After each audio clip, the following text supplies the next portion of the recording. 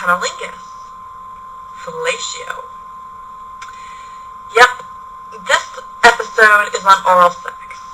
I've got a lot of emails from you guys asking all sorts of questions about oral sex. Most of them, it's some sort of problem, and some are big problems, some are small. You guys just kind of wanted a bit of insight or information. And I've responded to each of you individually, but I was thinking, maybe this would be a really great video for everyone. All the viewers who would watch, but might not send in messages or even leave comments. So, what about oral sex? Well, first of all, we're going to assume that you know what oral sex is, and you have a basic knowledge of how to do it. No, this isn't a guide on how to give oral sex. If that's what you're looking for, sorry. The other really big critique I've been getting is that these videos aren't arousing. Guess what? They're not meant to be. That said, I can foresee three main problem areas, I guess you could call it, for oral sex, which is taste, feel, and smell. If you don't like the sight or the sound it produces, your problem might go a little deeper than this video is going to address. So, let's just start off with taste. We're going to talk about both men and women here. So, a good thing for both is make sure that your partner or you have showered beforehand. Now, the worst thing you can do is say, hey baby, so just going to let you know, if we're having oral sex tonight, you better go take a shower. Probably a major buzzkill. So instead, you can just cozy up to your honey and suggest a sexy shower for two. Who knows, it might not even make it out of the shower. Secondly, is maybe you're just really bored with the taste of it, or you want something interesting. I highly recommend a great way to spice up your love life is to get some flavored lubes. Now, one thing you want to definitely be sure of is that if you get a flavored lube, it has absolutely no sugar in it. Some of them out there still do. And if there's sugar in it, you're not going to want to put it anywhere on her. And if it's on him, you would have to wash up and make sure it's all off of there before you had vaginal intercourse. Because any sugar up inside of her is going to cause a lot of problems. So, go out there, look for some flavored lubes.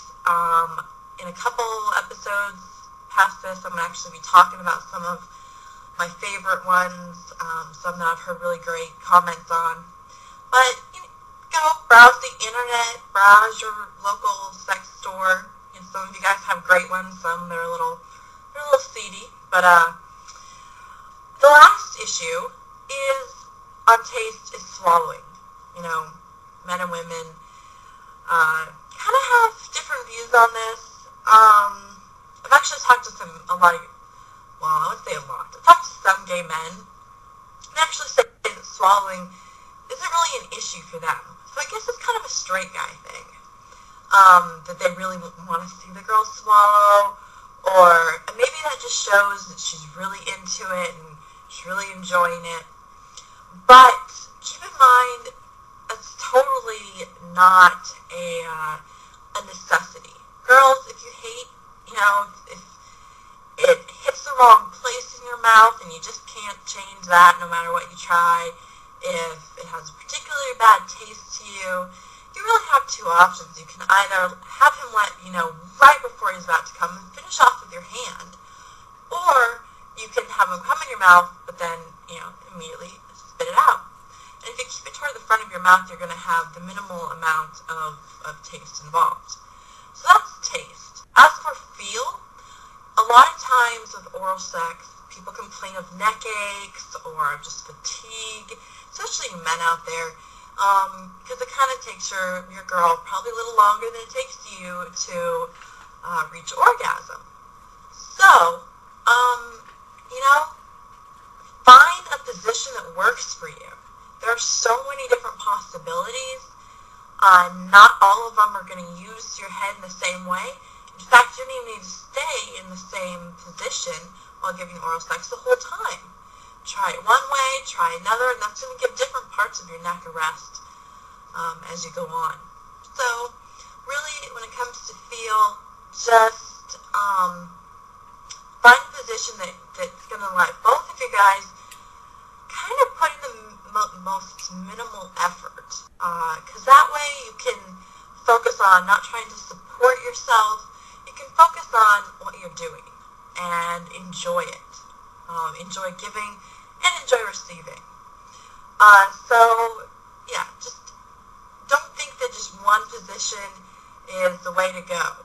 Try different things out. Glasses smell. Again, this goes back to make sure you guys have taken a shower. Or flavored lubes will work with smell as well. If you guys really have a problem beyond that, there's probably something wrong going on. Whether it's an infection or, I don't know. I think this complaint is becoming more and more common because we live in a more and more sanitized kind of world. Everything has to just be bleached clean. Whereas before, or even now it can be this way, the smell itself has a ton of pheromones in it, and it can be incredibly arousing. You know, when you know your lover's scent, their sexual scent, and you get to smell that up close, as long as they're clean and there's no infections going on, it probably shouldn't be a bad thing. Which kind of leads me into my last point, and I know I'm just touching on everything really briefly, but it's a huge topic. I'm trying to keep it short. So my last bit to say is, you know what? I've gotten a lot of emails from the ladies saying, what the heck is up? What is up with guys not giving oral sex? We're not doing it very often. You know, I think women more and more are getting used to giving oral sex and that being the expected and not the taboo these days. And I think guys are kind of keeping along, but now I'm getting all these emails from women and I'm kind of having to question that. I think that oral sex is especially if you're not doing 69 or mutually giving oral sex, one person is receiving pleasure while the other person is giving it. And sometimes it's very hard to just receive for some people, and sometimes it's very hard just to give for some people. I think you really need to start questioning what kind of relationship you have, what kind of physical relationship you have, the give and take that's there. Is your partner willing to just give you pleasure without expecting it in return, like right away, like, okay, my turn, or just having to rush on to vaginal intercourse?